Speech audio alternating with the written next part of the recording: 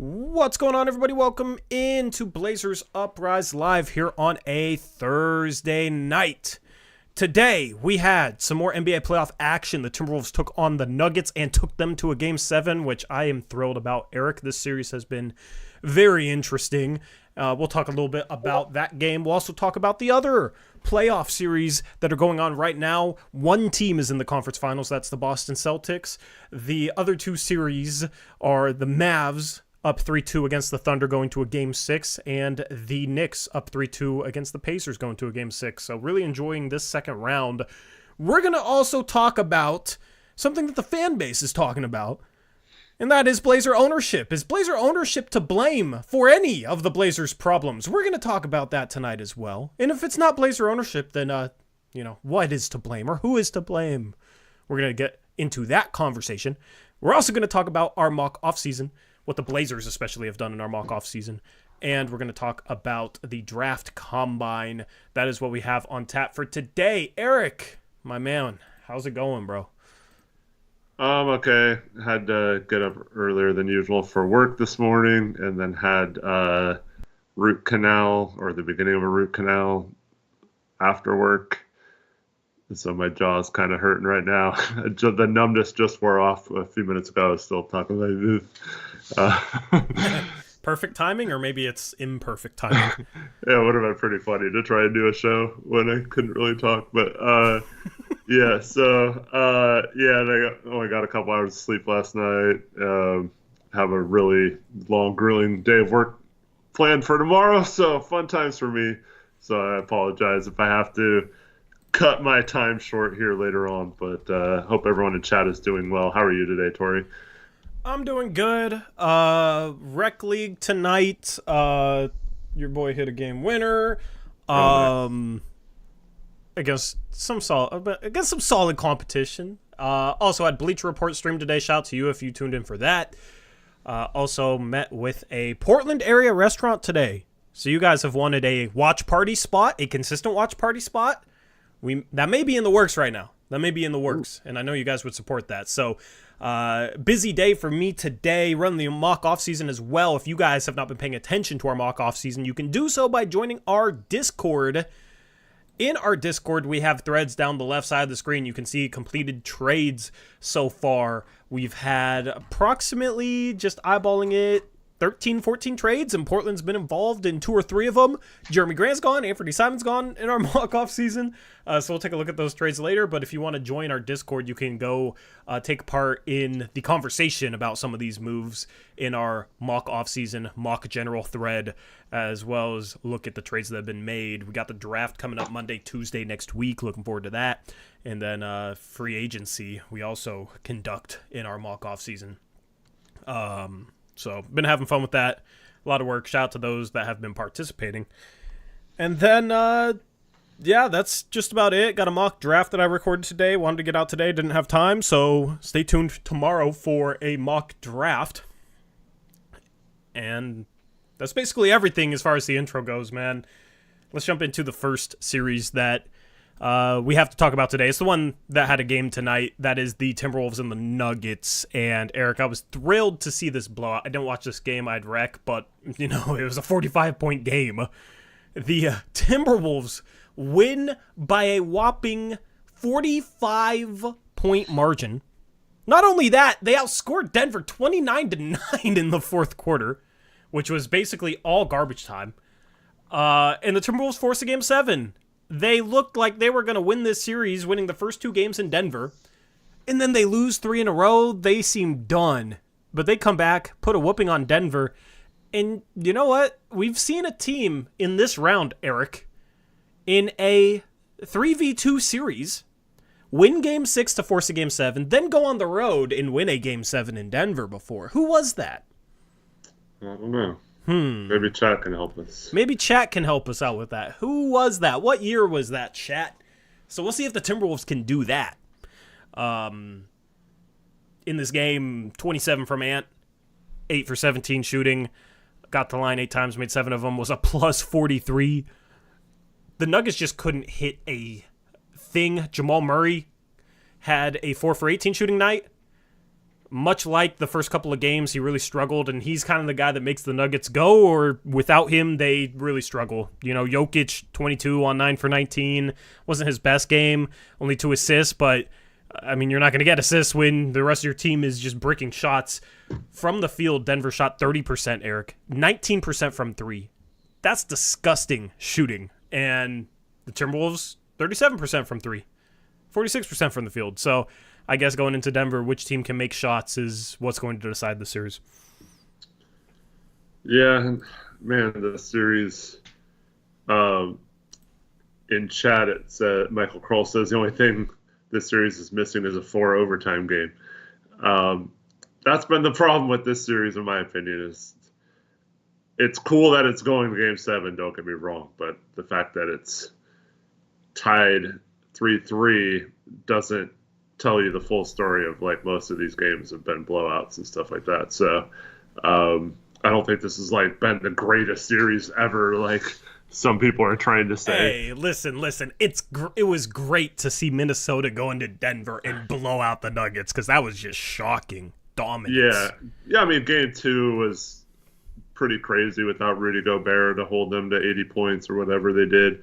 But it's definitely entertaining. It's just, like, I'm hoping it's kind of like the Cavs Magic first round series, you know, just hoping that Game 7 is a classic nail biter and not one of these teams blowing the other one out.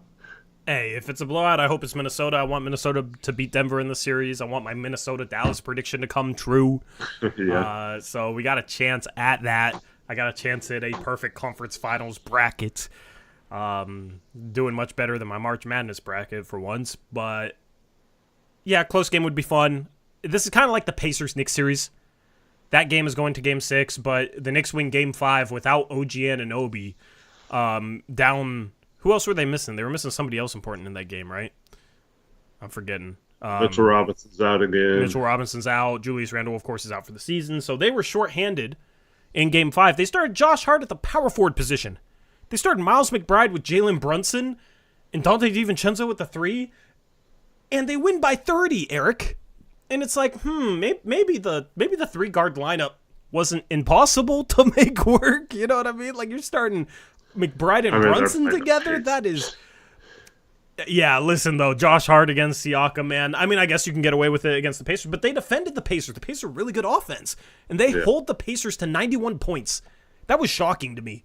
That was shocking. And I'm really struggling with how to value size versus heart, hustle, like playing bigger than your listed height right now.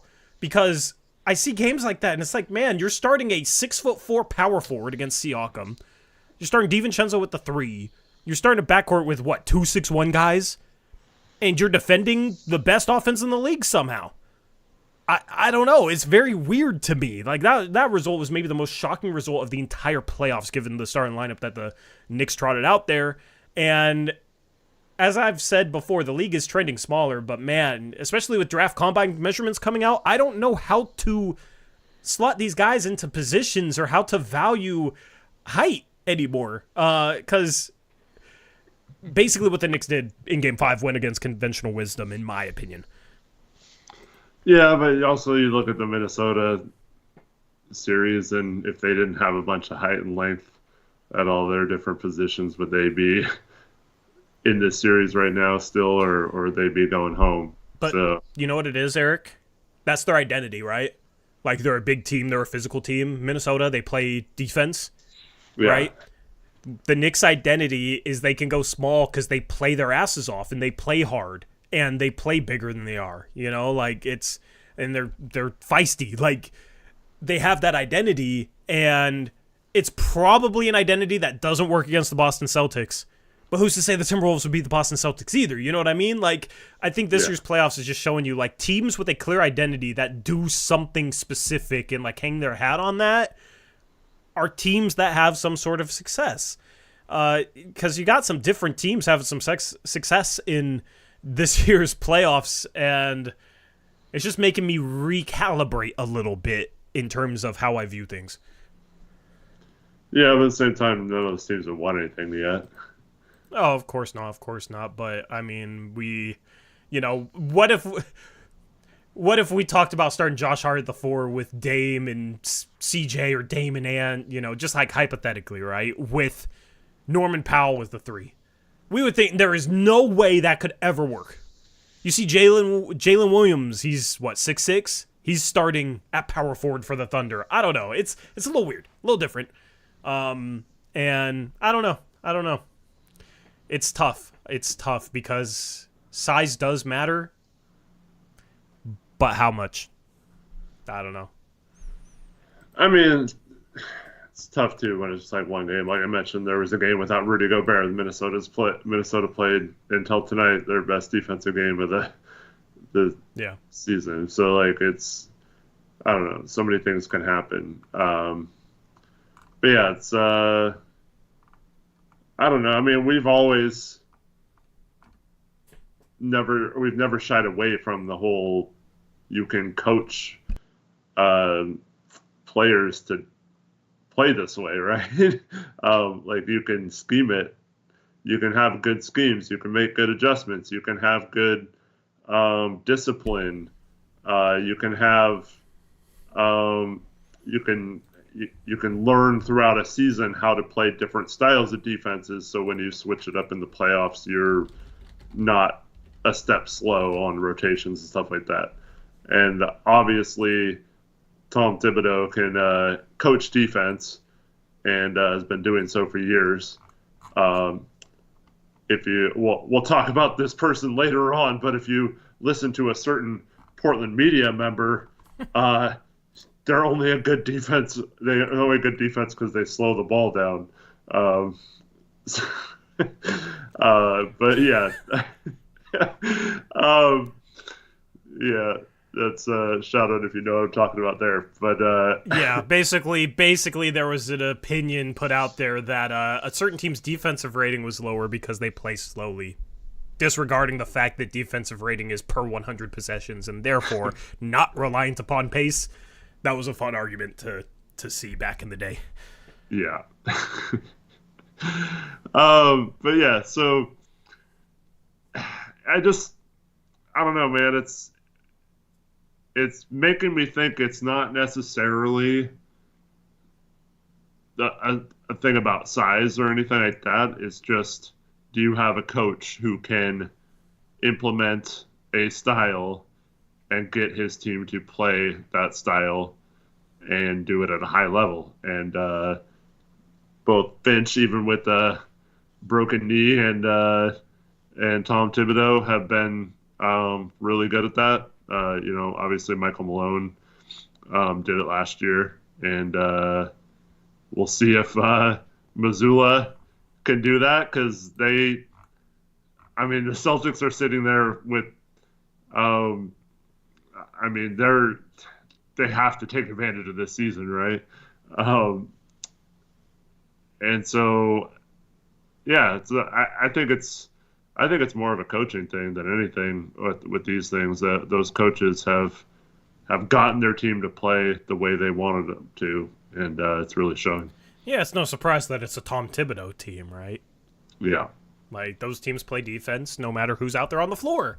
And that entirely goes back to, you can't just excuse everything with roster. But make no mistake, when he has OG Anunoby out there instead of Josh Hart at the 4, it is easier. Of course, but the whole conversation around coaching has been oversimplified for far too long, right? Like, it's either the roster or the coach. If you're trotting out too small of a lineup, there's nothing the coach can do to get them to play any sort of defense. Like, the conversations around that have been ridiculous. Having a better defensive roster helps, but that also doesn't mean that coaching doesn't matter. Coaching still matters. You can have 2 bad defensive rosters and one guy can get more out of them. Tom Thibodeau is one of those guys. I think Tom Thibodeau would have gotten more out of Damian Lillard, CJ McCollum teams defensively than Terry Stotts in the past, because he's a defensive coach. That's what he's known for. Stotts was never known for his defense. And just to throw that all out the window because you have a small forward and a small shooting guard, it was just a little bit silly to me, given the issues that plagued that team. So it's just kind of fascinating to watch teams like that play defense in this year's playoffs. Mm-hmm. So, you think Knicks close out in Game 6, or you think that series is going 7? Man, I don't really have a good feel. I'm gonna say Knicks get it done. Yeah, that's kind of my gut feeling as well, and that's really all I'm going off of. This series has been kind of unpredictable.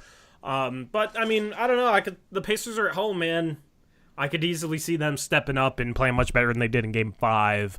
I do think Knicks win this series, though. And a Knicks-Celtics series is going to be fun. Mm-hmm. Can the Knicks actually play at that level? Because they beat the Sixers. The Sixers have never been able to make the conference finals. Sixers were a good team, but Embiid banged up. And the Knicks got some rough luck at times in that series. And that series was a very close one. Could have went either way with how close some of those games were. And then they play the Pacers in the second round, who got by the Bucks because the Bucks were injured. And then the Knicks are banged up, so you got to give credit to the Knicks for making it to the conference finals. But I'm not confident they could actually hang in a 7-game series with the Celtics. I think they might be possible, but I mean, I don't Brunson know. can carry him. Brunson can carry him, but Boston has Drew Holiday, man. Boston has Jason Tatum. Boston has, we'll see if Porzingis gets healthy, a 7'3" guy. Like, they play both sides of the ball extremely well. And I could see Drew Holiday giving Jalen Brunson a little bit of trouble.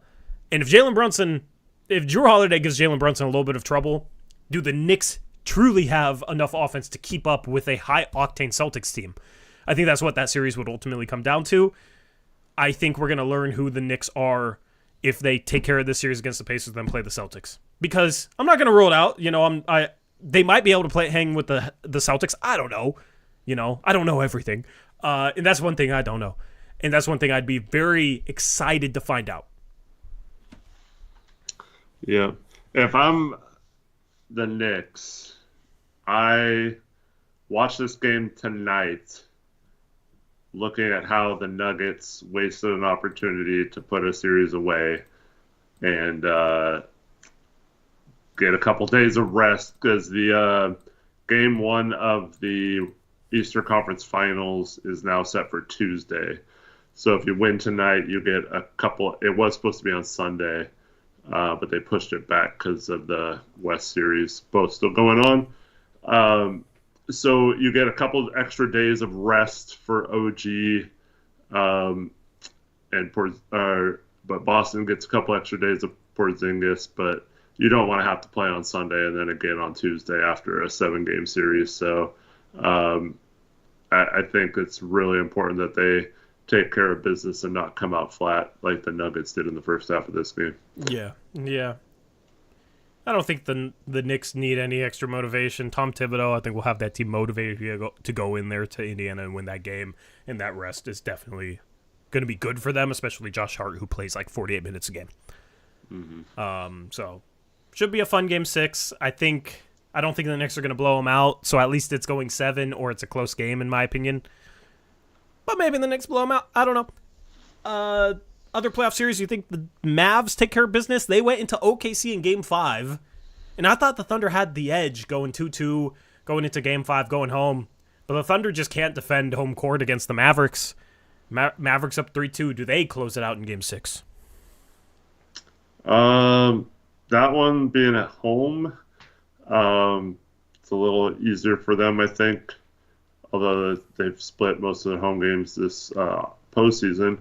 But yeah, I think they get it done at home. OKC's, not that Dallas was expected to roll them over or something, but I think OKC's played as good as you could have hoped for, being the first time in this situation for a lot of these players. But I think ultimately Dallas is. Obviously Kyrie has some championship experience, and now they have a few players still from their run to the conference finals a few years ago. So they just have a little bit better understanding of what it takes at this level, and I don't think it's going to take the OKC long to get there either. As early as next year, they could be, contender, but I don't think it's going to be this year.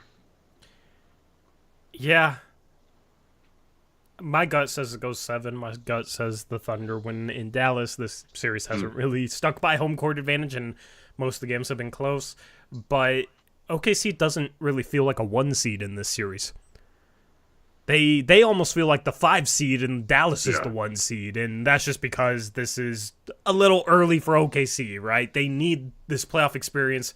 Sometimes I think playoff experience is a little bit overrated, but I do think it matters, and I think you're kind of seeing that with the Thunder losing a couple of these close games that were very winnable.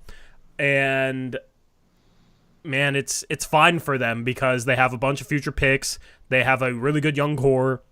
And it's not like you want to lose as a 1 seed in the second round, but it's weird for them. It's still weird for them to be a 1 seed so soon. They went from play-in loss, not even in the playoffs last year, to 1 seed.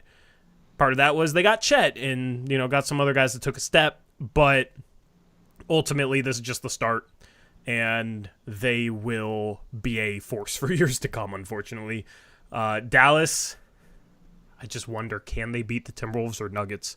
Because I think those are 2 different animals right now than the Thunder. Yeah. And can the Dallas Mavericks make the NBA Finals? That was my prediction. And they're on the doorstep of the conference finals. You got Kyrie, Luka, you got the guards, right? You got the superstar. The trades they made at the deadline were perfect for them. Getting a PJ Washington, getting a Daniel Gafford. Last offseason, drafting Derek Lively. He has been really good defensively for them all year long. Like, very impressive on that end for a rookie. And then as a lob target. Man, I wish the Blazers could have got him. I remember in, February of last year saying, Derek Lively is a projected late first-round pick. Please let him fall to 23. Yeah. Just begging for him to end up in a Blazer uniform. Dallas... It was funny because once he started rising up boards and Dallas sitting there with the 10th pick, they need a big man. It's like, he's going to end up in Dallas. That was our gut feeling for months before the draft. He ends up in Dallas, and it's as good as we thought he'd be. Maybe even a little better for a rookie, man. Tailor-made for that. Perfect. And we were saying at the time, the fact that they got him, phenomenal stuff. And Derek Jones Jr. is starting for him and playing. Would you look at that, man? You got Josh Hart starting for a team about to... up 3-2 in the second round at the power forward position in the last game. You got Derek Jones Jr. starting for a team up 3-2, Eric.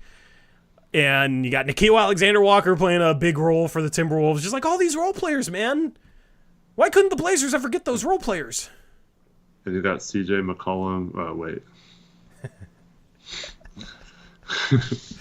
Oh, man. It's rough. It's rough. But you know what? That's a perfect segue, Eric.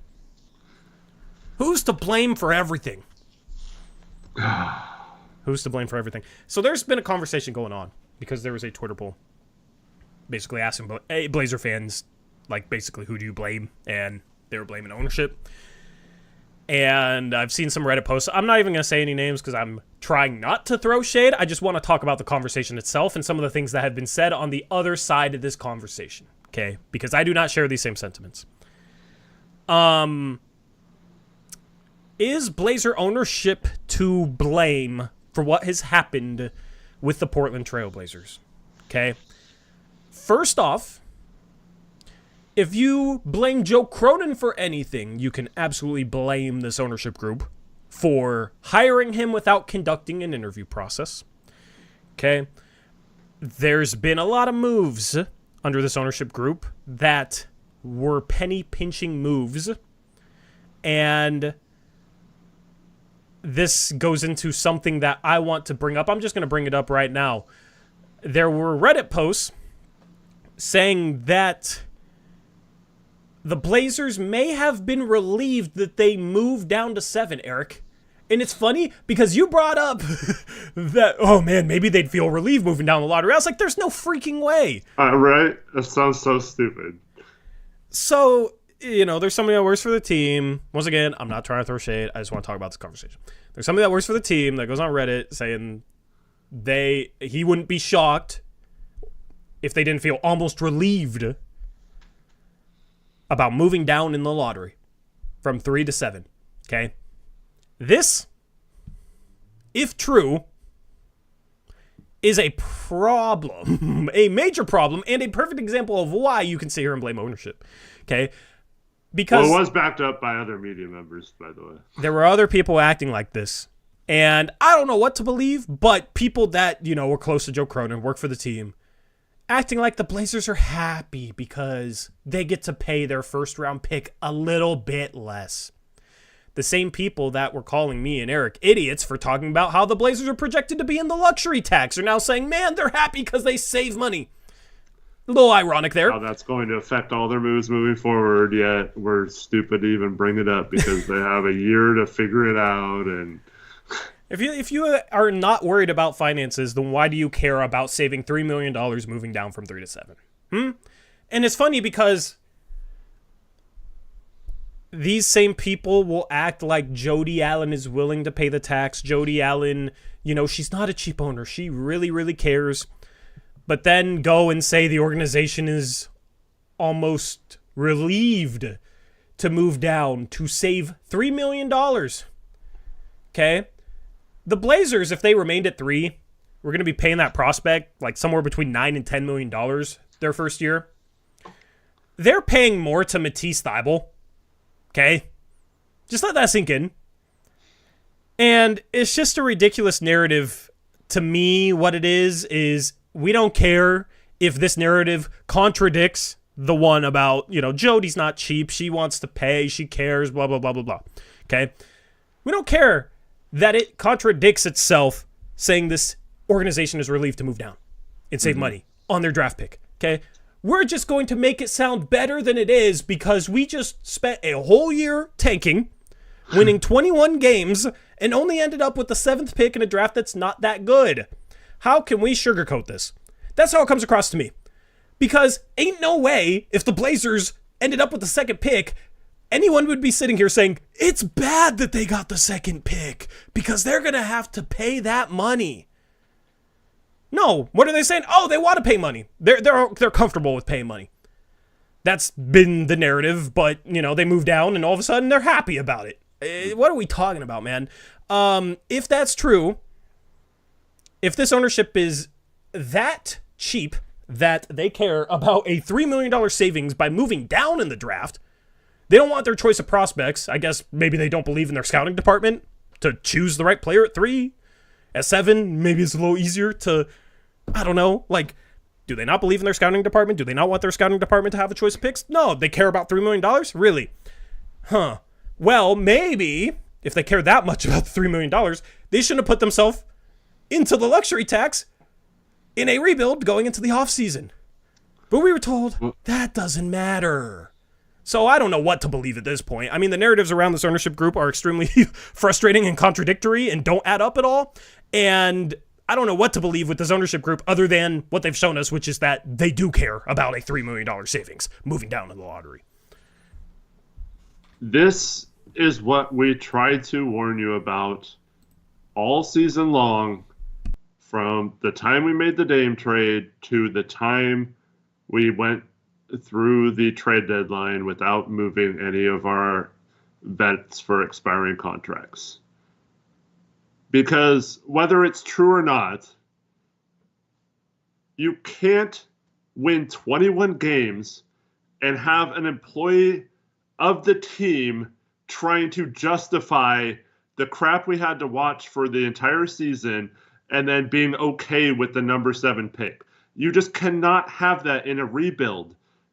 And it's all because this organization put us in a position to where it's okay to not get a higher pick. Really? You tank the whole freaking season pretty much, and then you, for the 3rd straight season, you sit out all your players at the end of the season, and then for what? So you can put yourself in a position to be okay if that pick doesn't move up? We should be, it's okay. You had a very level-headed response to us getting the 7th pick, right? And I believe it is subtle, but it is completely different than what they're saying, right? And that's that you believe that there are like 7 good players in this draft, so we're guaranteed to probably get one of those guys, and so it might be okay, right? Being 7th versus 3rd, right? Yeah. That's completely different than being relieved with it because or being $3 okay million. with it if you're the ownership, because there is no answer here other than, oh man, it was a tough season. Bummer that it resulted in the 7th pick versus a higher pick. But unfortunately, that's the way the lotto went, and that's what we have to deal with. So, like, it was unfortunate. We had a bad season. We were hoping to get a higher pick, but it didn't pan out. In a rebuild, that should be the mindset, not, oh man, we're in the luxury tax, so this helps us out with a couple $1 million. So, like, I don't understand how that is acceptable. And now we have all these freaking people that we talk about constantly, like, trying to justify this position that the team put themselves in. And they could have just...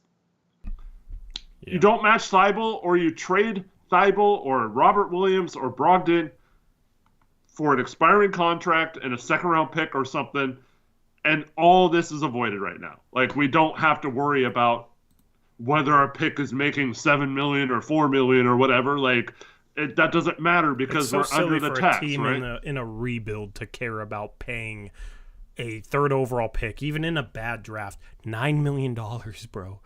That is like, what's the projected salary cap next year? $140 million? So that's 1/14 of your salary cap? That's like below average contract for a number 3 pick, and you got a problem with that? Like, it's a narrative that I think is absolutely ludicrous, Eric, and it doesn't make sense. It doesn't make sense. Sorry if you hear Discord notifications. I got to turn off my Discord notifications. Well, here's the other thing, Tori. So, we made the Western Conference Finals, right, in 2019. Yep. The next year, we had the highest salary going in. Mm-hmm. And this was not Jody going like, oh, yeah, we're going to have the highest salary. We're going all in this year. Yeah. She got stuck with the team, and she couldn't make changes. She couldn't justify them cutting salary for a team that eventually got the 3rd seed, right? Mm-hmm. The next year, she did try to cut some salary while also being good. But, you know, when you're coming off a Western Conference Finals, you're not going to be like, oh, let's tear the team down and be crappy. So she stayed in the tax a little bit. I still believe that this was the beginning of the end for Neil Olshey, and why ultimately she became okay with, like, firing him and trying to find that out, investigation in him, is because I do believe he was told to get under the tax that year, and he didn't do it. He stayed pat or whatever. And but ever since then, right? So that season happens. Ever since then, each of the subsequent seasons, we've been right up against the tax line, and it has affected moves. We've had injuries early in the season, and we could not sign anyone. Even though we had open roster spots, we could not sign someone off the scrap heap to cover them until later in the season, once we made the trades to get further under the tax, and then we could sign 10 days and prorated contracts and stuff like that. But for like 3 seasons, we had a case where we could not make any moves simply because of the way this roster and this salary was right up against the tax line.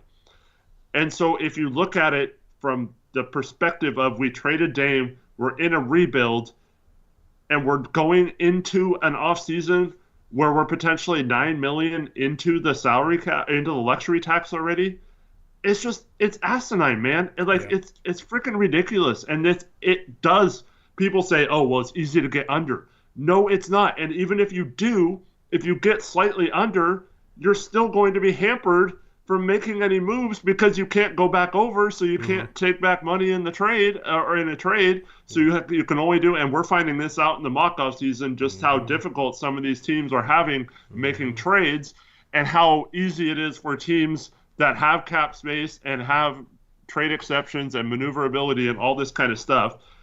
Yet we're hampering ourselves to not be able to make anything but cost-cutting moves on a rebuilding team and being happy with losing out on higher draft pick because of a couple $1 million. Like, this is how effed up this franchise is right now. And it's so stupid that we're even having this conversation about this right now. Yeah, I feel like if any other organization did this, everybody would look at them and point and laugh if you were hearing this narrative, right? And I've had a couple people try to tell me, oh, other teams are happy about saving money. If you're happy about moving down the lottery because of saving a couple $1 million, you are a bad organization. And maybe there are organizations out there that feel happy about it. There's a reason why they are drafting in the lottery. Because they're bad organizations. It's funny how that works. When you suck, you end up at the top of the lottery, and then you sit here saying, yay, we saved $2 million by moving down, so we don't get our top choice of prospects. Gotta be kidding me, man. Gotta be kidding me. Like, the narratives around this are just so ridiculous to me. Listen, some of the blame has to fall on Joe Cronin because his tenure in Portland started off with him trading away players for nothing and touting flexibility, and his excuse for trading away players for nothing was, oh, we don't have leverage because we're in the tax. And now somehow we're supposed to sit here and say, oh, it doesn't matter that they don't have flexibility. And it doesn't matter that they're going into the tax, despite that being something that kills leverage based on what was said 2 years ago. It's just another contradiction. And I'm just getting sick and tired of it because I feel like when these narratives are put out there, it's like thinking the fan base is dumb or something. Like they can't see through this. And some people just soak it up, which is fine, whatever. Believe what you want. I'm not going to sit here like other people and say, you're an idiot if you disagree with me, okay? I try not to use that word or insult people for disagreeing with me, okay? I'm also not going to say the ownership couldn't do anything because they can't make a trade happen or, nobody wants to live in Portland. Legitimately, somebody came to me today and was like, I just listened to a radio show and the host on it said, 25-year-old black millionaires don't want to live in Portland. Sorry to tell you that your city sucks, but it's true. And he said that was a quote. I didn't listen to the show, but I mean, what are we talking about here? You got an ownership group that has not been willing to pay the tax, and you got people sitting there saying they're willing to pay the tax and then saying that the organization is relieved that they saved money by moving down the lottery. I'm tired of it. I'm tired of the excuses that go for this organization. And listen, I understand people that work for the organization or media that is close with Joe Cronin are going to have pro-Blazer takes, okay? Because, listen, if I was cool with Joe Cronin and people listened to me because I talked to Joe Cronin and I relayed information from him and that was my intel, why would I bite the hand that feeds me? Okay, so I understand that things are going to be painted in a pro-Blazer light, even if the stuff doesn't really make sense. But then when you go out there and call Blazer fans idiots that are just looking for a boogeyman, this is something that was said recently, that's ridiculous. That's ridiculous. Because sometimes with some of the stuff that's out there, it's like, man, I don't know what's worse, if they believe what they're saying or if they don't. So, the ownership group has not, there's a reason why the fans are blaming the ownership group. And if that's unfair, part of it's on the ownership group to actually show the fans that they care. And if the ownership group isn't doing a good job of showing the fans that they care, then some of that blame has to go to the ownership group because that's your customer. That's your clientele. That's the people that pad your pockets. And when they become completely disengaged with the organization, you can't sit there and say it's their fault and they're idiots. That's like, what are we talking about? If you have a business, Eric, and a customer is unhappy with something about the business, even if you disagree with their reasoning, do you sit there and call them dumb? Does that make anything any better? Sometimes it makes me feel better. Not this situation. I'm tired of it, man. I'm just exhausted. Well, okay, this isn't.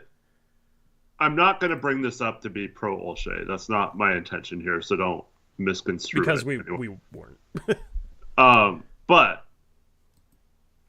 Neil Olshey sat up there in press conferences and got absolutely murdered for saying free agents don't want to come to Portland. We have to build through trades in the draft. He got killed for that, Tori. Like, people would just scream, like, how dare you not think that free agency is important, and you gotta at least try to sign and convince people to come to Portland, blah, blah, blah. Joe Cronin sat up there and said, we believe we can win free agency battles. We got Chauncey Billups. He's a great recruiter, blah, blah, blah. We can go in any room and talk someone into coming to Portland. And now after, this will be the third offseason of not being able to do that. Now they're trying to change the narratives to, oh, it's Portland, you can't do that, right? Yeah.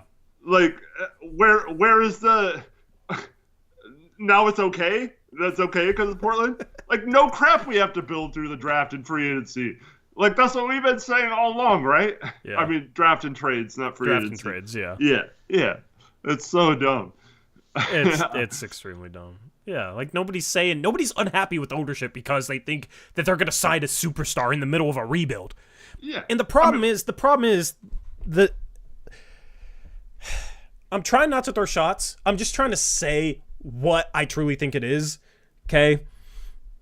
The people that push these narratives don't actually listen to the fan point of view if they don't agree with it because they don't think it's valid. Because they talk to Joe or they work for the organization. So anybody that believes anything else is just a moron, an idiot. Like, that's the words that have been used. And it's just a complete disconnect. And listen, I understand that, you work for a team. You're going to not criticize your employer. Yeah, of course. Like, I don't hold that against anybody. And listen, as long as people aren't being disrespectful about it and they work for the team, fine. Like, I fully understand that, okay? It's when people start getting disrespectful, calling people idiots for not believing in complete BS that just drives me up a wall, man. And we'll sit here and we'll fight against it. That's what we do. And there's a reason why I've been a little vocal on Twitter lately, because I'm just exhausted, man.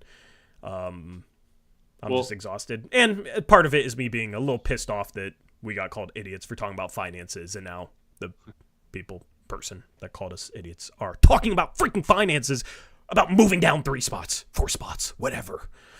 I mean, 2 off seasons ago, were we talking about getting Kevin Durant when everyone else was like, we're going to get Kevin Durant, blah, blah, blah. I mean, listen.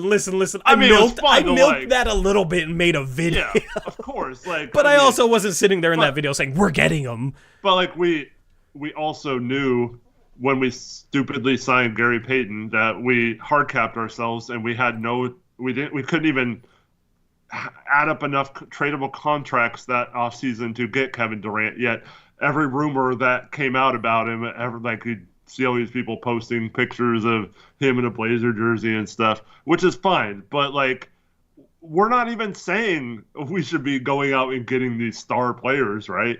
We've never really done that. Of course, we would love that or would have loved it if it was back in the Dame era. But, we're not even doing that. But Rich says, he who shall not be named had Kevin Pelton on, and opening of the interview referred to Joe still cleaning up the mess left by Neil Olshey. Who? What? Wait, what? Yeah. Who said that? He who shall not be named. I'm assuming you know who that is. Said that recently? This was in the last couple days. How? And when does the mess? Okay, listen. If he spent 3 years cleaning up Olshey's mess, maybe he's not doing a very good job of cleaning up the freaking mess. Well, maybe that should be on him, man. You've had plenty of time to clean up this mess. All the players on the roster are brought in by Joe Cronin, not Neil Olshey. You just started a rebuild. You're in a different mode of building than you were when Neil Olshey got fired. What are you talking about? It's just BS, man. It's so bad. Well, for those that don't know, hold on. You know what's funny? That dude will say, Blazer fans just want a boogeyman. They're idiots. And his boogeyman is still Neil Olshey, Eric. Yeah. You can't make this up. So, for those that aren't aware of the context, that was the excuse for several of the first two off seasons. But going into this year, every player on the roster has been brought in or signed by Joe Cronin. And Anthony is the only one left, I believe, from the Olshey era. Mm-hmm. And he was re-signed by Cronin. He was a free agent a couple years ago after Olshey was gone. So there is not a single, it's just factual that you cannot blame anyone other than Joe Cronin for putting this roster together and for any of the financial issues that are plaguing this team at this exact moment. Yep. It's just so hypocritical. You can't still blame Neil Olshey if you're claiming Blazer fans have a boogeyman, man. Neil Olshey's the ultimate boogeyman for people. It's just so funny.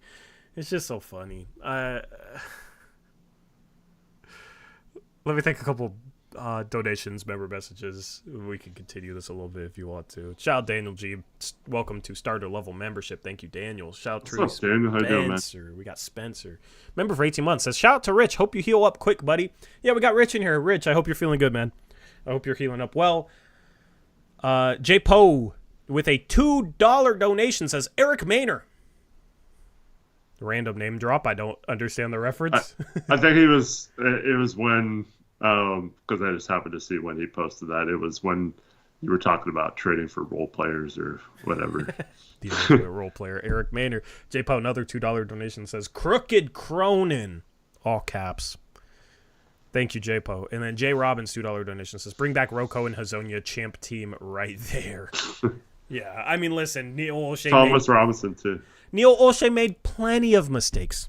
I got heat for screaming about the Derrick Jones Jr. signing. I was underrating him a little bit then. I'm just being honest. I didn't realize how good of a defensive player he was. But yeah, I mean, we criticized Olshey too because he obviously made a bunch of mistakes.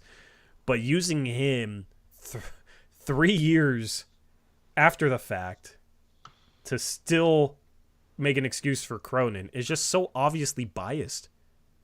It's so obvious. And man, it's just ridiculous to me. It's just ridiculous. Yep. Don't we still have some dead cap from Olshey? If so, that's definitely the problem. Yeah. We don't. Oh, we don't? And Nicholson finally got off the his $2.8 million. That's what it was. This was the last year of Nicholson. Mm-hmm. And then there's the dead cap from Bledsoe and Didi Lazota and all that stuff. Those are all Cronin. Yeah. Cronin valued Eric Bledsoe's expiring contract, and it turned into dead cap. So next year we have $1.568 million. That's half of moving down from 3 to 7, Tori. Man. And dead cap. Man, if only they didn't value Eric Bledsoe's... that we could have been happier with the 5th pick instead of the 7th. True. But then that would have meant Detroit wasn't 5th, so... that's funny, right? They're just constantly screwed. That Norm trade gets worse by the day. Yeah, I mean... The excuse for the Norm trade was they were out leveraged because they were in the tax. So if that's the case, then you shouldn't be in the tax going up into the next deadline and needing to trade somebody. If I hear that frickin' excuse this summer, oh, what was he supposed to do, Tori? No teams would give him a good deal because they had to save salary, so they got out bargained in deals. Like, we've been telling you that's going to happen. Like, I know it's going to happen. I just don't want to hear the excuses for it happening. You know what's funny? I mean? I don't even believe that you're really that out leveraged, but that's the precedent that people defending Joe Cronin set. So I'm going along with it. Like, sure, okay, fine. Let's not wait until the deadline then to be in the tax. Oh, but they have until the deadline to duck the tax. Okay. What are we going to go with here? Let's go with one or the other. They can wait until the deadline or they can't because they have no leverage.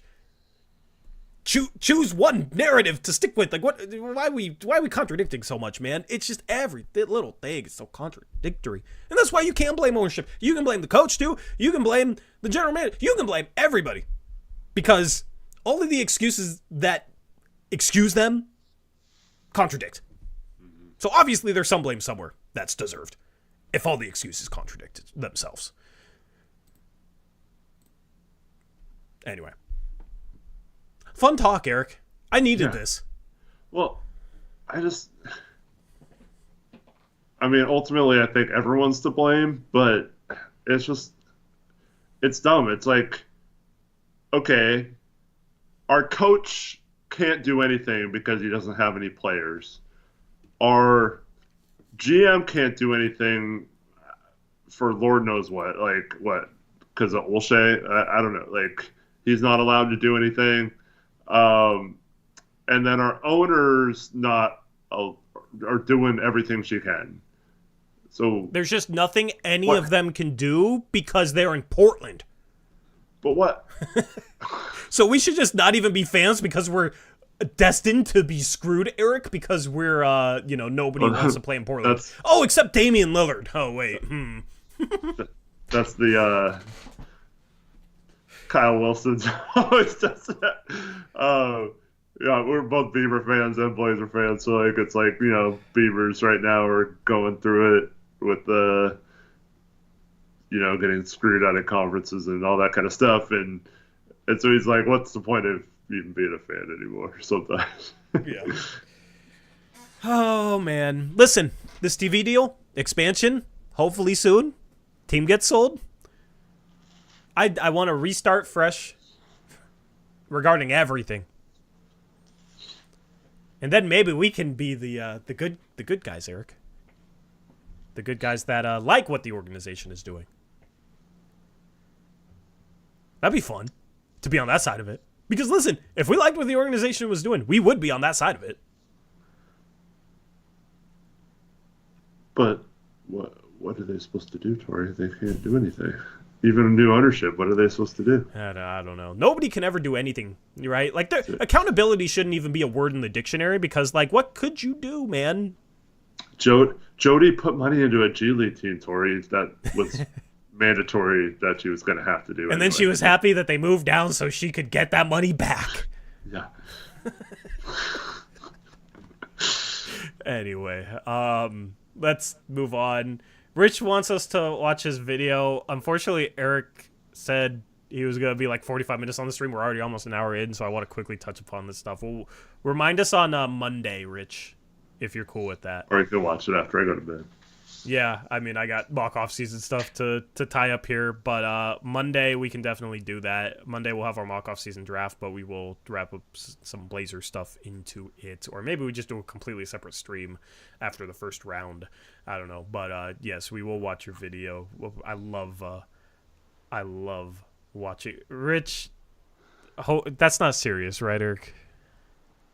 What? Rich said, if I live till then. Oh, Rich is fine. Don't. I don't like that joke, Rich. You ain't going anywhere, bro. Okay? You can't. We need you. All right? You're the only other one with any platform anywhere that holds Joe Cronin accountable. And we need your humor. Because it's some dark days, and humor is the only thing that lifts it. All right? So I don't like your joke. We will watch it. We got you. Zach says the city needs Rich. The city needs Rip City Retro. I agree. Let's quickly touch upon the mock offseason, okay? You can go to our Discord, look through that thread. But I just want to touch upon the couple of trades that Chris Stevens has made. He's run the Blazers. And he's made a couple trades. And chat, I want your opinion on these trades that Chris has made. And if you don't like them, feel free to say you don't like them. We tell everybody that participates in our mock offseason to not take anything personally and be prepared to get your trades roasted a little bit, right? It comes with being a part of this. And Chris knows that. He's been in here a couple of years. So he knows how it goes. The first trade that Portland made, they dumped Robert Williams. So Jody Allen took a hold of Chris Stevens there running the Portland Trail Blazers and shook him and said, "Give me under the luxury tax right now." And then the Robert Williams got traded to the OKC Thunder for 3 second-round picks. Well, part of the reasoning was if you're in the tax, you can't take back more than 100% of... No, if you're over the first apron. Yeah. So, but he was like right along there. Yeah. But I'm talking about next for the 24-25 season, he was worried about making some trades and not having flexibility. And so that's what happened. Yep. I think Robert Williams III makes a ton of sense for OKC because they don't need to rely on him. But him and Chet together would be kind of nasty defensively. Yeah. I like that. Chet can play the perimeter. Chet can even run some pick and roll with him, so I think they're a really good fit next to each other because basically Robert Williams is the center Robert Williams is the center offensively, Chet's the power forward. And then on defense, Robert Williams is a little smaller, so Chet can be the center and Robert Williams can guard out on the perimeter, and they can kind of switch off defensively if they need to. So I really like that fit for OKC, and they could be the type of team to maybe take a chance on Robert Williams if the Blazers just decide to get rid of his money because obviously if they care about, moving down 3 spots and are happy to save $3 million, and they probably would love to save $12 million by dumping Robert Williams for seconds. I think that's a very likely and realistic outcome this summer. Yep. Without the meaning of doing it for follow-up moves, I think it's just that's going to be one of their big moves this summer is either him or Thibault in that type of trade. Yeah. The next trade, the Blazers traded Jeremy Grant to the Dallas Mavericks along with fan favorite Duop Reith. Goodbye, Duop. So Jeremy Grant, Duop Reith to the Mavericks. The Blazers got back Daniel Gafford. Someone has just asked us to talk about Duop Reith, so... Nice. Yeah, here's your Duop Reith name drop. So the Blazers traded Jeremy Grant, Duop Reith to the Mavericks and got back Daniel Gafford, Tim Hardaway Jr., they later flipped him, Olivier Maxence Prosper, a 2025 Dallas first and a 2025 Toronto second. How'd you feel about this trade? Like, if this trade really happened, Eric, how would you feel about it? I don't know. To me, it's still weird that we would. I know this isn't Chris's fault, so I'm not blaming you, Chris, if you're watching this. But it's still weird to me that we wouldn't have traded Jeremy because we could have gotten like a similar type compensation package, but with expirings this last offseason. So then to just turn around and trade him in a situation that we still had to dump Robert Williams to make the trade work. It just seems a little weird to me. I like Gafford. Getting another first is fine, but it's likely a late first. So I don't think it's like the greatest value for Jeremy there. Yeah, I'm slightly disappointed if they get that return back. I'm not like ranting. I'm not mad. I'm just slightly disappointed. Is where I'd be with that, because it's like, I don't know, do you need Gafford? Is he going to be your backup center? Like, you going to draft someone at the center spot? You know what I mean? It's possible with 7 or 14. So it doesn't really make sense to have Gafford if you do either of those things. Tim Hardaway Jr. makes sense to flip, which he did. Prosper, I was high on him. He wasn't as good of a rookie as I thought he'd be, and the Blazers got Kamara, so I don't know.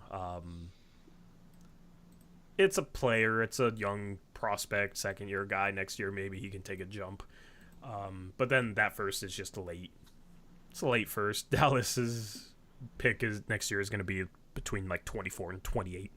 In my opinion, I think they'll be a top 4 seed next year.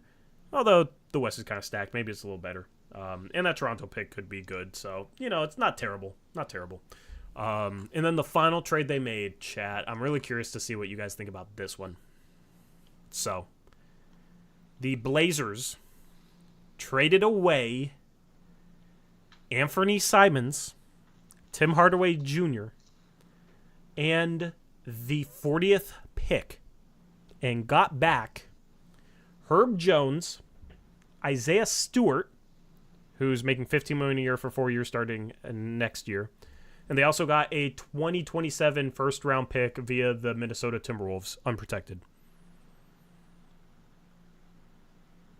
So, Anthony, Tim Hardaway Jr., 40th pick for Herb Jones, Isaiah Stewart, and a 2027 Minnesota first.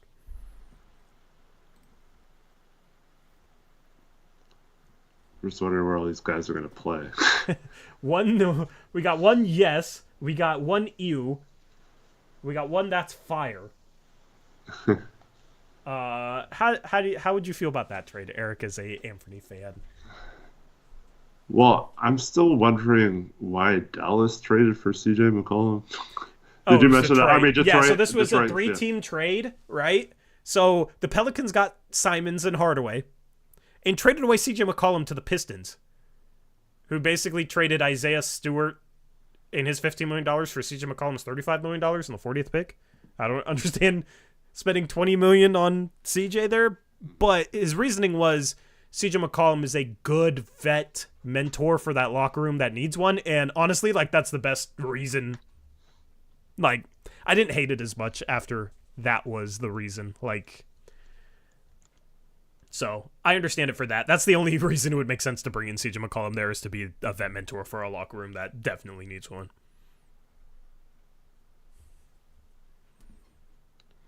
Yeah, still doesn't make sense. Like we talked about with Brogdon all year. Because CJ is going to monopolize the ball a lot. So, yeah. I don't know, man. Blazers, I'm torn on this. Much like the Gafford thing. Gafford and Herb Jones, they're rotation players that I would have wanted last year when you're trying to win, not necessarily coming off this season. I feel like Chris, I don't think any of his trades have been bad.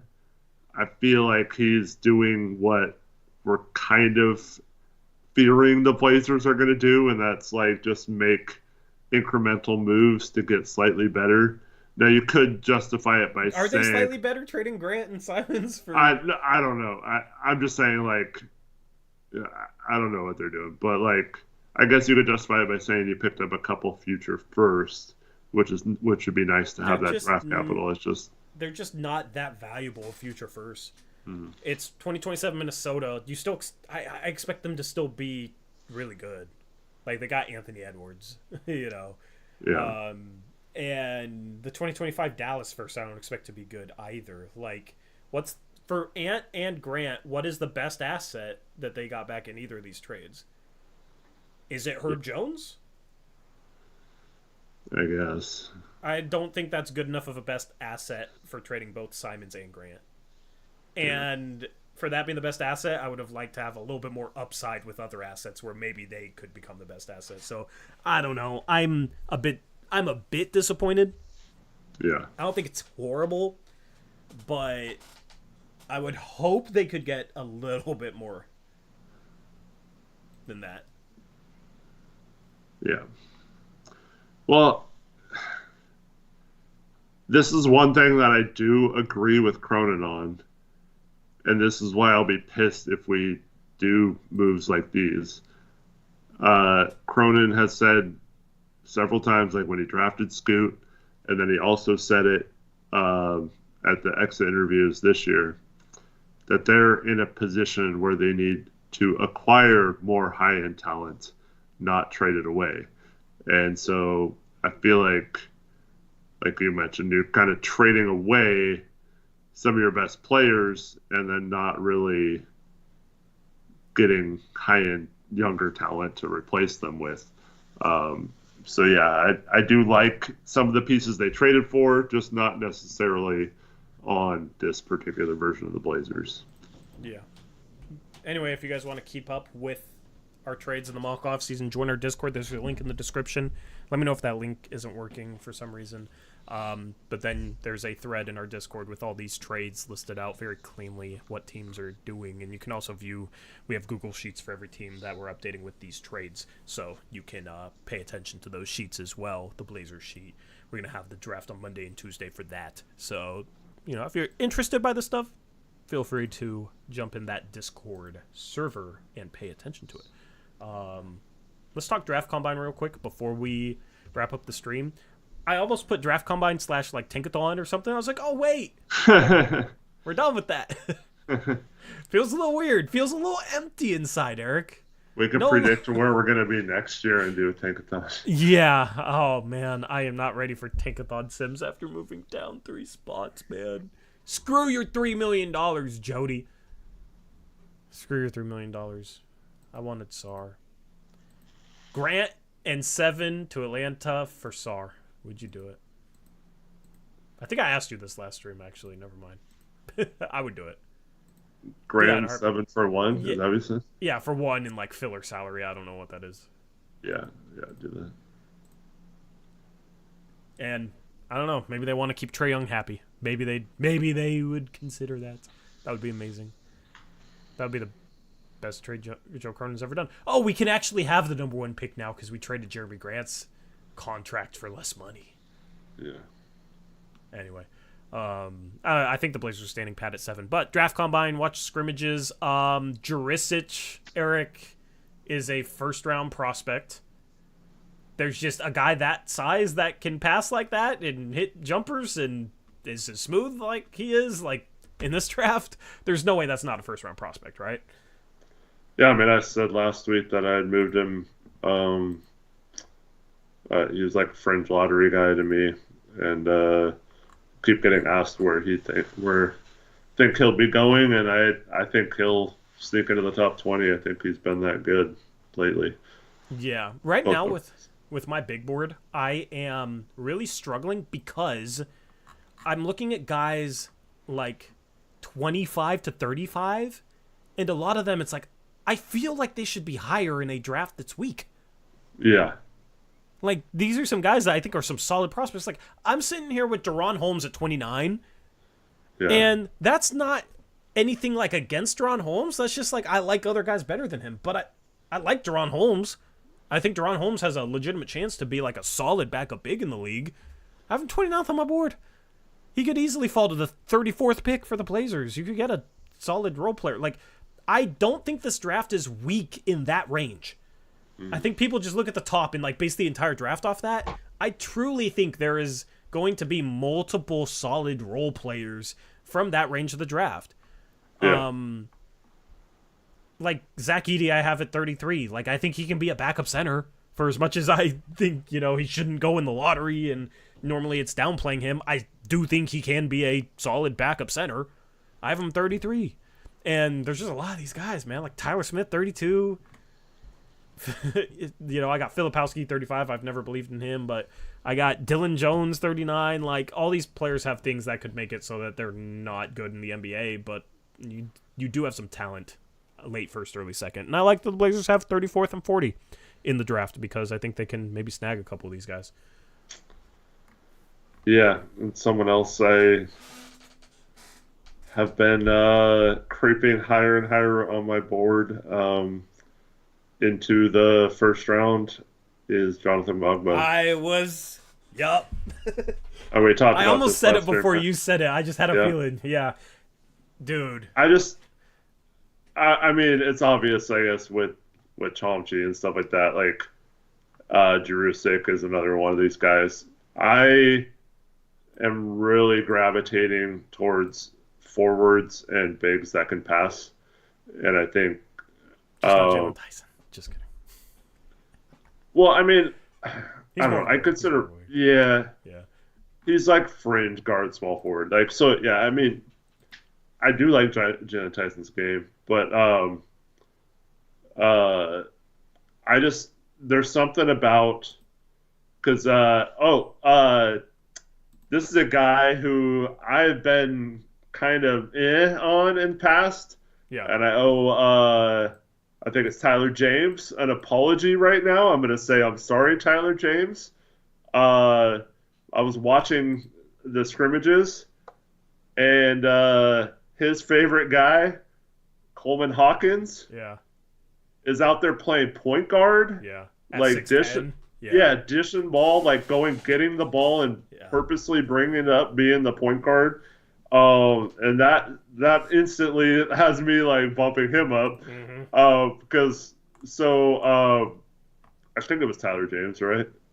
Yeah, somebody loves themselves some Coleman Hawkins in here. Sorry if it was someone else other than you, Tyler. But he's 6'8" without shoes with a 7-foot wingspan, 8'11" standing reach. Like that is a power forward. And he was hitting threes. He was throwing passes off the move, like diming people out.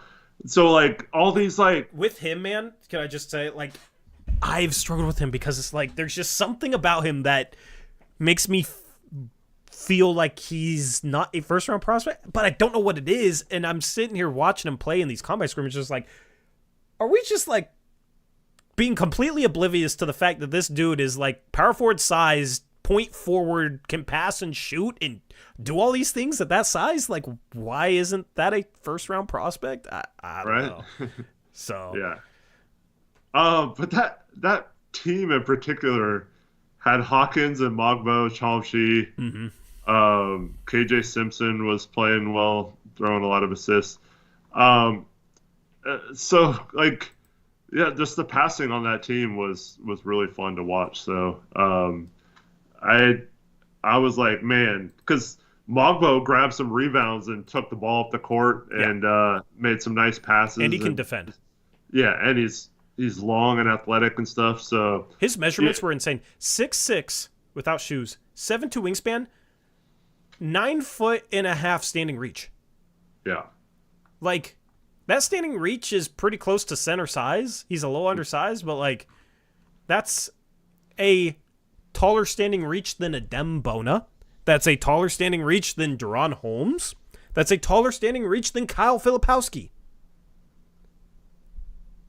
Like, that's half an inch shorter than Chomchi. That's an inch shorter than Yi Missy. That's only 1.5 inches shorter than Alex Sarr, Eric. But he's 6'6". It's weird if you just look at the fact that he's 6'6", 7'2" wingspan, 9.5 standing reach. I saw that. I was worried about him being a little more undersized for the center spot because he's not like tall. But I saw that the wingspan, the length.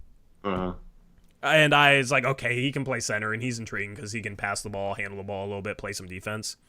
Yeah. He's one of those guys that if you ever get him to like learn how to shoot, he could play the 4, and he could be like scary good. Yeah.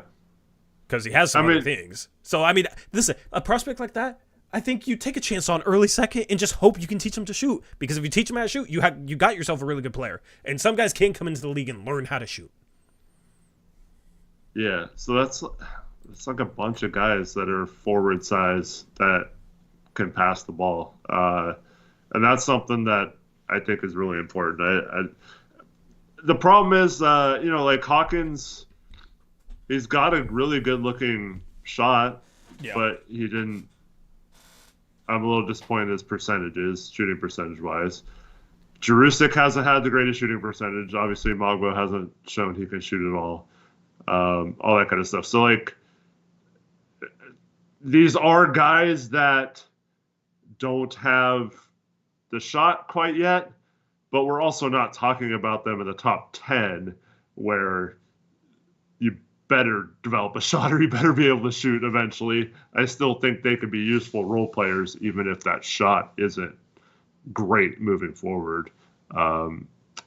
because they do so many other things well. Oh, I just realized I'm muted. I think you can put some stock in his shot. He shot, as a sophomore, he played 4 years. As a sophomore, he shot 29%. As a junior, he shot 28% from three.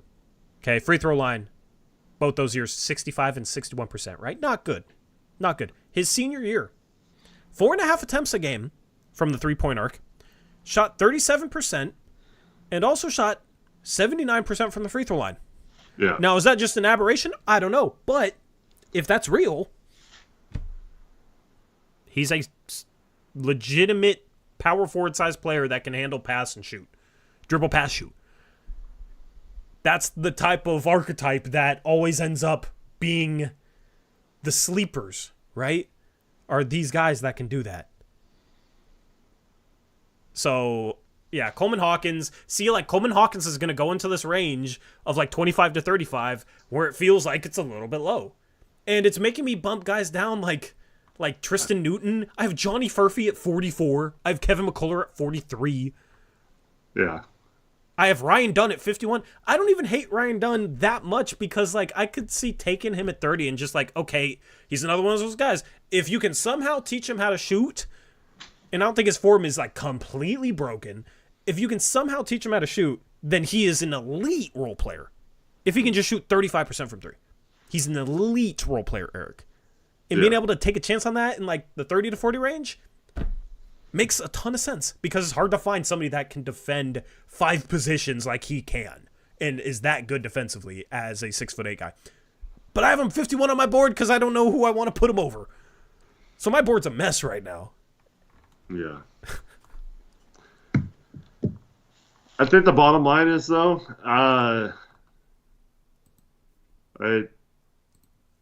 if I'm the Blazers, I'm swinging on some of these guys with those second rounders, or maybe even trading them both up to try and make sure you get one of these guys. Yeah. I will say, well, I'll just ask you your opinion. Chomchi in the combine scrimmages. Yeah, I mean, look, he didn't shoot well. I think it was like 1 for 8 total in the 2 scrimmages. He shot several threes. I thought they looked decent. Didn't make any of them. He had a couple really nice passes. Got to the free throw line a few times. I was really impressed with his defense. But here's the thing with him, and this is what I keep going back to, and why I'm not really like altering my stance on him too much. And that is because, and Gavoni even said it in his article. He said he had a bad combine, but he said, like, this is a big man who can do all these things. He can pass. He's a switchable center. Defensively, he should excel at this next level. But it's always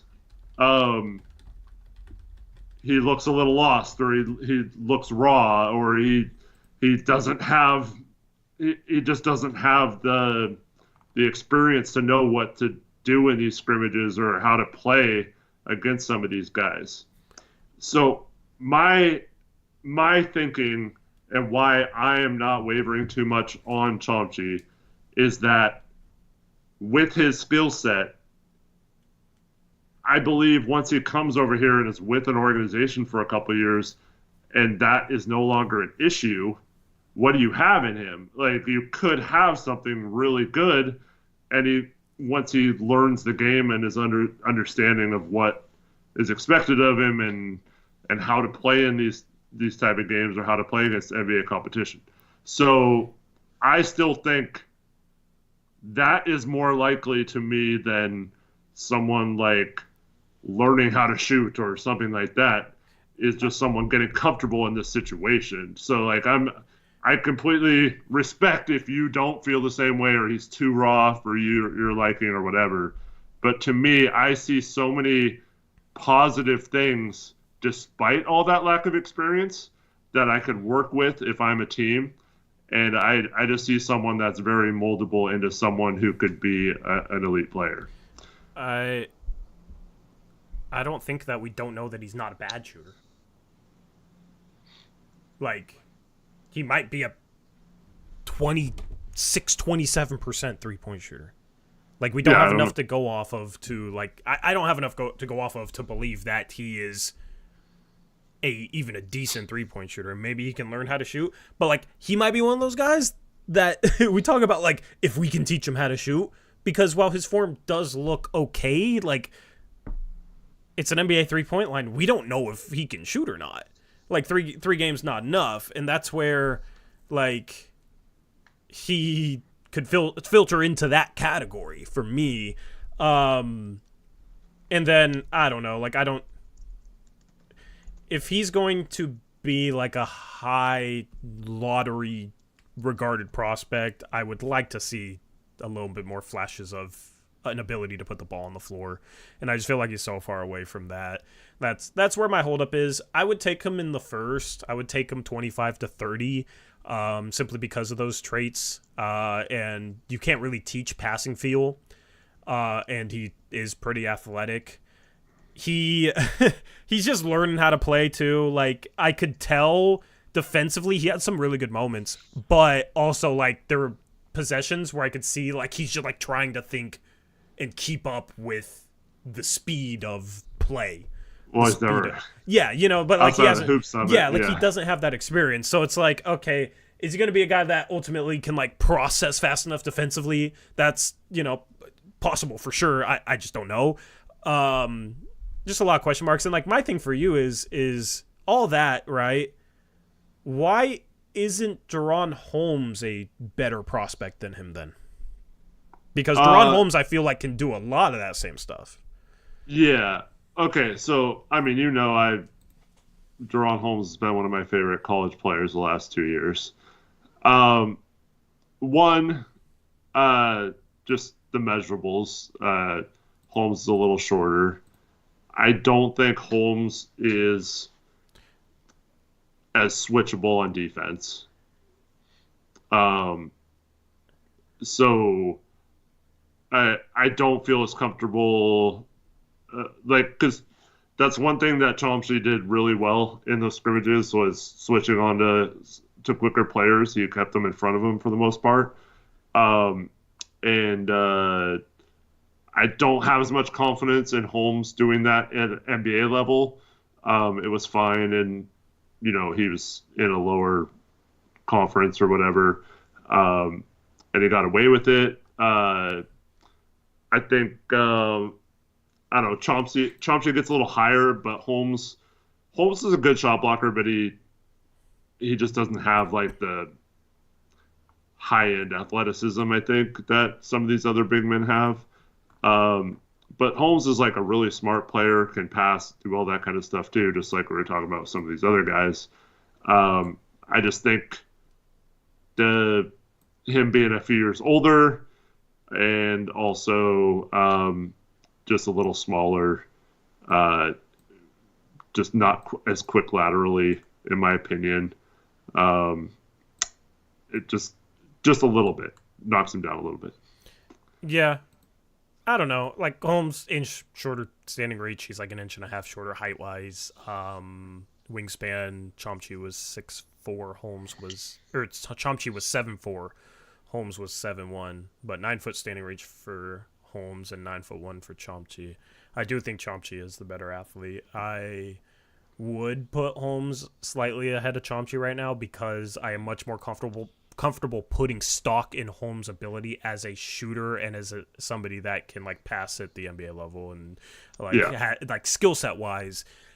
He's older. Chomsky's very young for this class, but I don't know. Like, it's a big if Chomsky can catch up to, like, Holmes' skill level by the time he's Holmes' age to me, and that's where I am slightly higher on Holmes, but you can make a case for either one. I just thought it was an interesting comparison because I think some traits are similar. Yeah. Well, and to go back to what I was saying earlier, see, to me, the intrigue is, okay, if they're similar if Chomsky is like showing flashes or of being similar to a player like that without having played at all, not played, didn't grow up in the U.S. playing high school basketball, didn't play 2 years in college. What flashes of a player like what specifically? Like a shot creator, shooter? Just like, I don't know, because Chomsky is like really good out of the high post.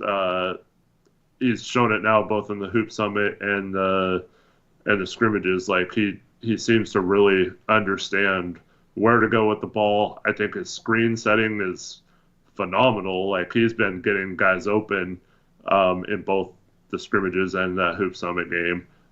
Sets a really wide base. Was really like without moving, hitting people and making them feel his screens. And so like he was creating a lot of space both for the guard, and then if they had to overplay it, it was allowing him to get open in those short rolls. And so he hasn't shown the ability to, because like Holmes was the de facto point guard at times for their offense.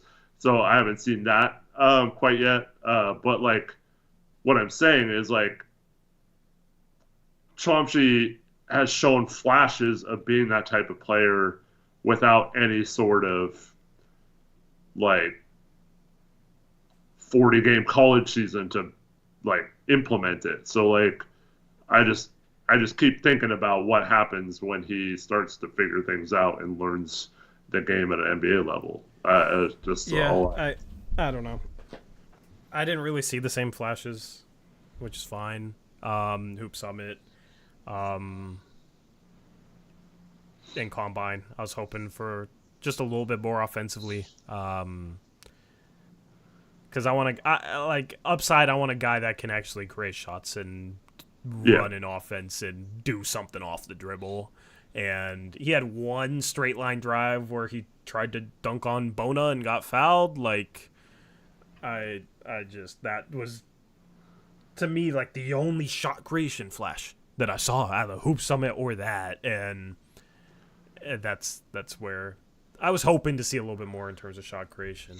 But yeah, well, that's one of the things Cavoni said, though, was like it seemed like he was, because he even mentioned that he's seen it before out of him. He just seemed hesitant to try to do too much in this situation. So I don't know if that's the case or not, because like we don't have a lot to base that on.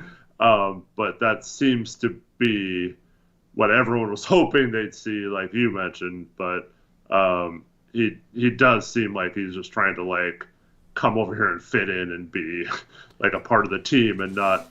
And that's why I think he could be like a Serge Ibaka type, where he doesn't have to be a star, but he could be, maybe an all defensive team type of guy eventually, with a guy who can pass and maybe knock down some threes and stuff. I don't think that's anything to be like. Yeah, I don't know. It's funny because I'm higher on him than consensus, but it always ends up with me like playing the other side of this conversation, right? I think he's the fourth best offensive big man prospect in this draft, behind Sarr, behind Klingon, behind Missy. I really like Missy. Klingon, if he's as slow as he tested athletically, then maybe Klingon isn't ahead of him. Just, that extra size matters, and we've seen it at a pretty high level in college, so, going to put some faith in that. I will say, your guy Salon had himself a really nice game the other day, and you could talk me into swinging at 7 for him. Whoa, let's go. Yeah. For him, man, it's just like feel things. And he had a couple plays in that last game. I know it's just a couple plays, so small sample.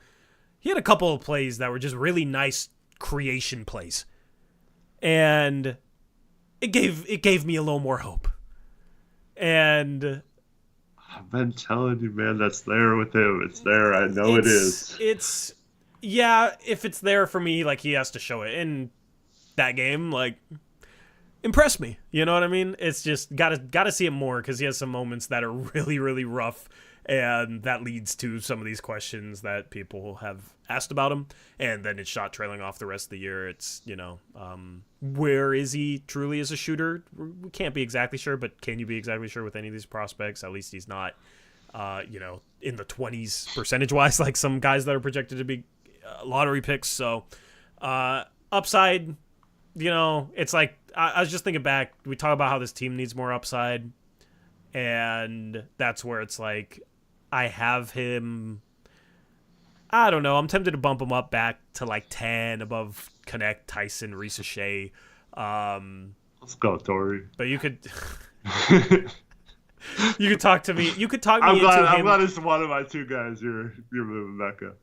Yeah, I mean, I'm higher than consensus on Chomchi, so at least that's something. At least I don't have him undrafted, because then we would really have some arguments, like some of these other platforms. But Blazers need upside, right? So that's where it's like, you swing for him at 7. I would respect the pick because, like, even like a Klingon at 8 or at 7, I have him higher than Salon on my big board, but it would rub me a little bit the wrong way because it would feel like the Blazers just playing it safe.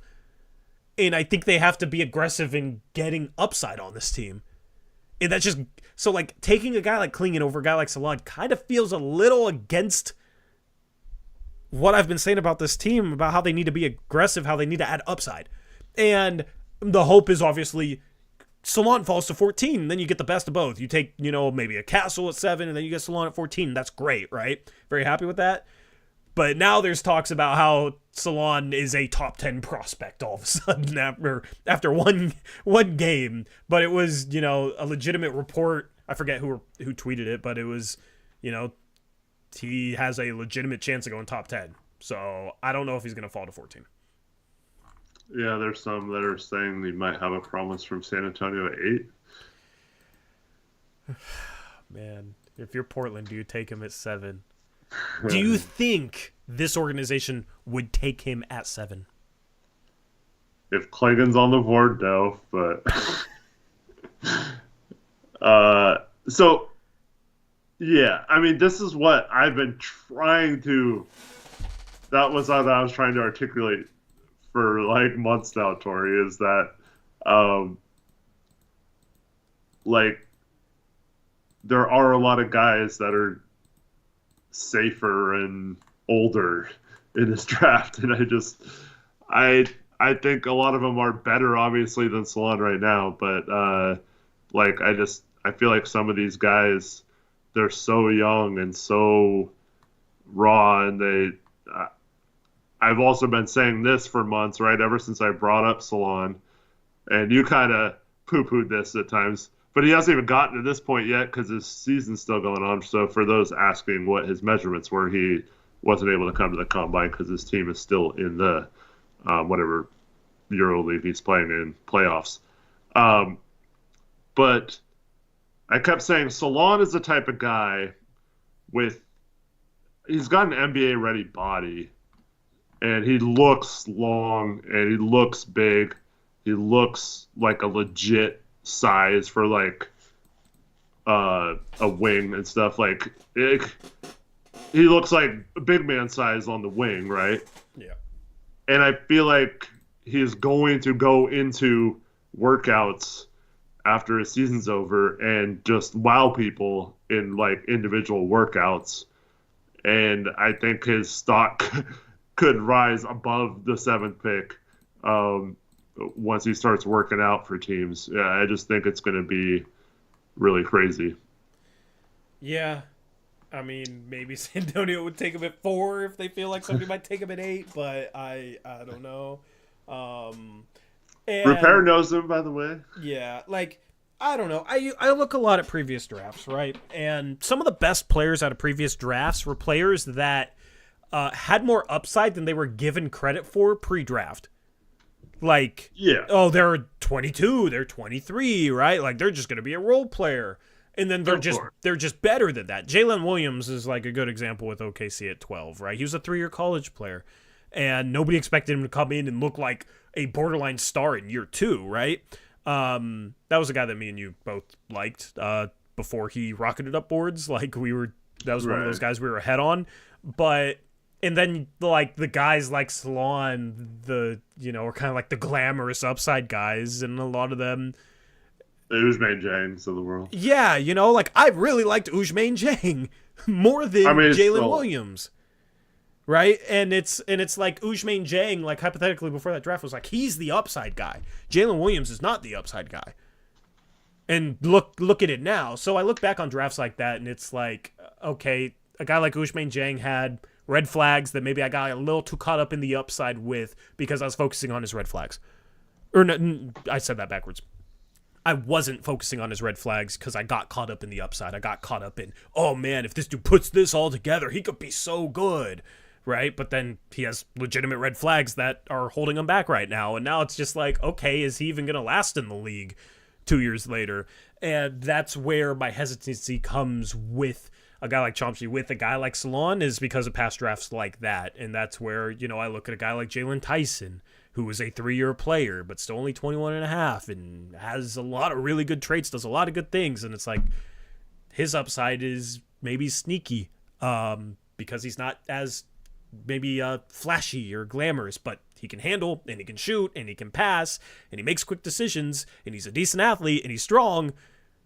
Like those traits can lead to some sneaky upside. It did with Jalen Williams, right? So that's just the type of stuff I think about when I rank my prospects. I've gotten a little too caught up in some of the glamorous upside guys in the past, and I'm just trying to find that balance.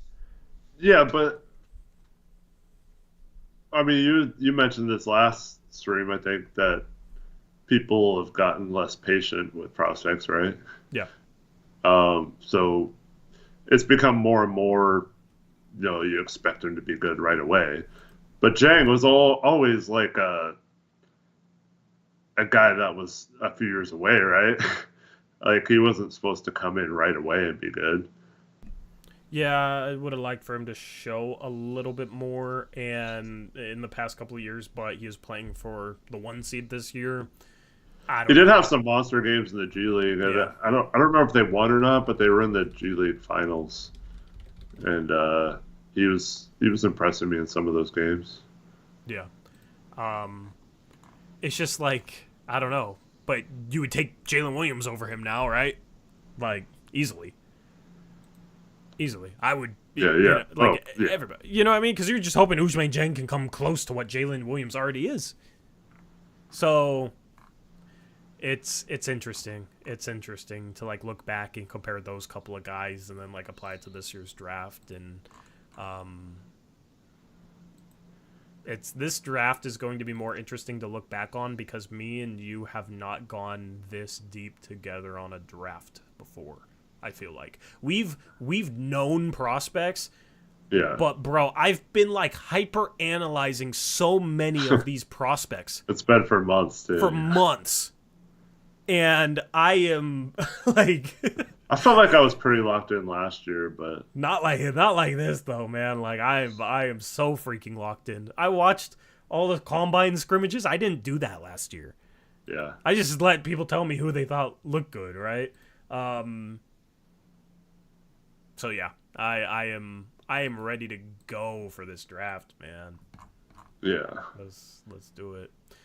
Anyway, anything else you want to get into? Well, I mean, Rich is a friend of mine, and we talk all the time, and just discovered that he's also a Cincinnati Reds fan, so that's weird. But he had the nerve to ask me if I was a fan of the Reds in the 90s. Like, come on, dude. He's old, Rich. Of course he was. Yeah. That's my team.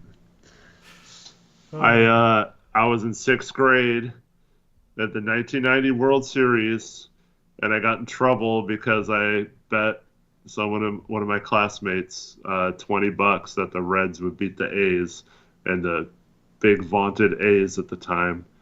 And the Reds beat them, and but the teacher, we both got detention or something, and I couldn't get my $20, man. So yes, I have been a Reds fan, dude. Eric Davis was my guy, not just because his name was Eric. Mariners killing it. I mean, compared to the rest of their division, yes. Because their division sucks, which is awesome. Although Houston's on a big winning streak, which I don't like. Keep them down where they belong in the cellar. Man, if they're... I still feel like the Mariners, their ownership sucks, but like they could be the first team to win it all for me, man. But if they make the World Series and lose, and I lose 3 championships in 1 year, you know what that would do to my soul? Yeah. Well, you don't have to worry about that because you know what the Mariners win percentage is right now, Tori? What? It's 54%, isn't it? It's like 54.5%. So they're right at that 54%. That's all they care about. And they're leading the division. Look at them. 54% of their games, and so you're good, man. You don't have to worry about them winning a championship because they're accomplishing their goals right now. I would just like to see them play a home playoff game where they score a run. Because the only home playoff game they've played in like 21, 22 years or whatever, it was an 18-inning game. Do you remember that game? 18-inning game, and they lost 1-0 against the Astros. It's the only home playoff game. They didn't even score. Didn't even give anything to cheer about. So, if they make if they win the division, even if they're the worst division team, at least they got the wild card series at home and get home playoff games. And maybe I'll go, but that would be like same time as the start of the preseason. Oh, I'm skipping preseason for playoff baseball. I don't care. But they could be. They got the pitching staff. They could be my first team. They could be my first team if they just get like a couple bats, please. Or if Julio wakes up, that'd be cool. I kind of want him to make the World Series and maybe lose in some weird way, so I can say, man, 3 of my teams, I can just accept the misery and continue to wallow in it. How many championships will I lose? I'm 0-6 right now until I win a championship, Eric. What do you think it will be? 0-10? 0-12? Also, who do you think is the first of my teams to win it all? Hopefully our Niners, right? Or, hopefully the Blazers, but that's not realistic. Yeah, I just feel like the Niners are going to have a tough time getting back there. Everything lined up for them last year, man. Yeah. I still want to say Niners have the best chance. Obviously, they're the closest. I mean, Gonzaga's going to... If Ajayi goes back... Did you see he had a really good second game, Eric? He's a top 60 prospect. I'm a little bit worried. He is definitely a top 60 prospect as a 3-and-D guy that can rebound. Like, really, really well. He's 6'6". What do you measure?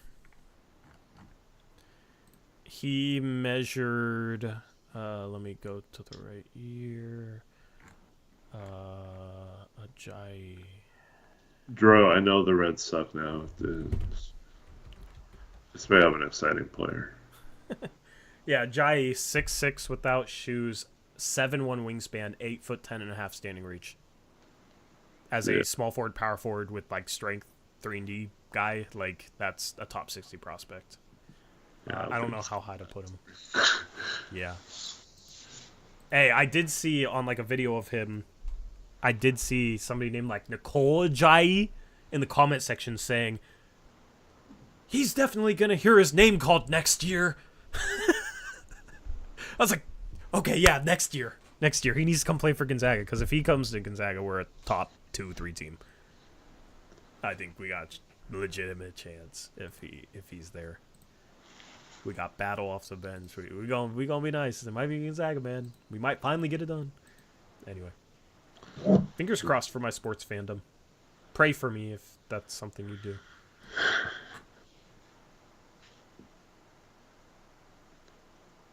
Well, I'm sorry, but you have the Beavs and the WCC now, so your reign is over. Wade, what's his name? Wade Tinkle. Wade Tinkle, yeah, the Tinkler's gonna get you. The Tinkler gonna get Mark Few. The Niners have ownership GM the Blazers need. Yeah. Yeah. I don't agree with everything John Lynch does, though. Shanahan has a hand in it. I don't know. Tyler James is not paying attention to us, man. That's disappointing. Yeah. He's Solon was not at the combine because his team is still playing overseas. Same with Ricochet. Neither of them were at the combine. They will get measured and do private workouts at a later time. Yep. Anyway, Eric, I'm ready to call it. Thank you for staying all stream after saying we were only going to be 45 minutes. Staying, how'd that happen? I just brought up Chomchi, and here we are. I could probably get you to, like, randomly do a 24-hour stream by just talking about... I'm joking, but... I would do it for fun. We'll have to do a 24-hour stream one day. We can now do, like, fundraisers on YouTube, so it'd be cool to, like, attach a YouTube fundraiser for a good cause to a 24-hour live stream, and, I mean, just figure out what to do. Maybe in August. Maybe that's something we'll do in August, man. I don't know. And you can go sleep, and then I can sleep while you wake up, and, yeah, I don't know. I'll play chess on stream. I don't know. I'll have to find things to do. You know, it's tough. 24 hours. See where Rich is at. Rich can entertain us. Yeah, maybe one day. Maybe one day. Anyway, we're going to be live again on Monday. We will react to Game 7 of Minnesota and Denver, which is on Monday. And we'll also have our mock off-season draft on Monday. That stream is going to start at 8 p.m., Maybe we can get done with it by like 9:30 and then do like a separate Blazers Uprise live. If not, maybe we just do one stream and end it, 10:30 and talk about a little something else. But I'm looking forward to our mock off-season draft. Round 2 will be Tuesday, 9:30. We're going to try and, rattle through those picks on Tuesday night. Anything else, Eric? No, thanks everyone for watching. Hope you have a good night, good weekend, all that stuff, and hope to see you guys next week. Max Anderson, if you remind us, we'll give you life advice next stream if you need it. Hopefully everybody's doing well, though. Hopefully everybody's doing well. Anyway, appreciate you guys. Thank you for hanging out with us. We're out of here. Catch you next time. Until then, as always, peace out. Go Blazers!